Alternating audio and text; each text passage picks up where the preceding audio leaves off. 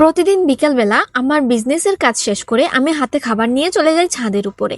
আর ছাদের উপরে কেন যাই সেটা তোমরা খাবার দেখেই হয়তো এতক্ষণে বুঝে ফেলছো।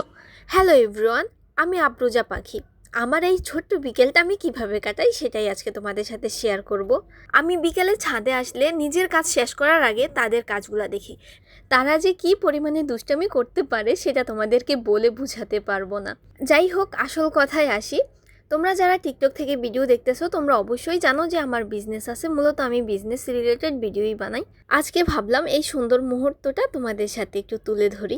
এই যে দেখো, আমার কতগুলা ছোট্ট ছোট্ট মুরগির বাচ্চা আছে, এগুলাই আমি ছাদে লালন পালন করি।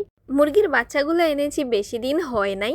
আমি এই মুরগির বাচ্চাগুলা ছাদে এত ব্যস্ততার মাঝেও পালার সিদ্ধান্ত নিয়েছি একটা কারণেই। যেহেতু গ্রামের তুলনায় শহরে ওই রকম বাসা থেকে বের হওয়া যায় না স্বাভাবিক, আর আমি অলসতার কারণে আর কাজের ব্যস্ততার কারণে একটু ছাদে বা একটু বাহিরেও হাঁটাহাঁটি করি না। সারাক্ষণ রুমে থাকতে থাকতে আমি দিন দিন অসুস্থ হয়ে পড়তেছিলাম, অনেক দুর্বল হয়ে যাচ্ছিলাম।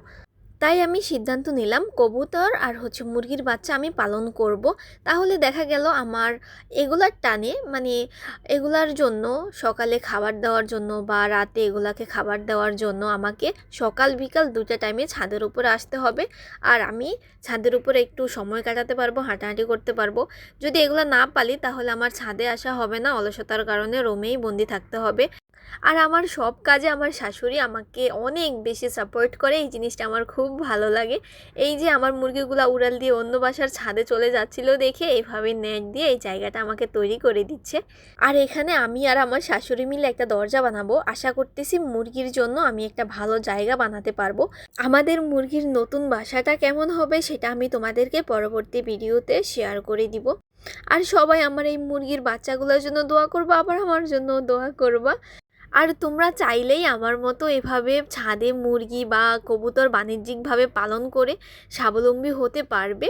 যাই হোক, আমি আমার বাকি কাজগুলো পরের ভিডিওতে শেয়ার করব। মুরগিগুলোর জন্য কেমন থাকার জায়গা তৈরি করি সেগুলোও শেয়ার করব।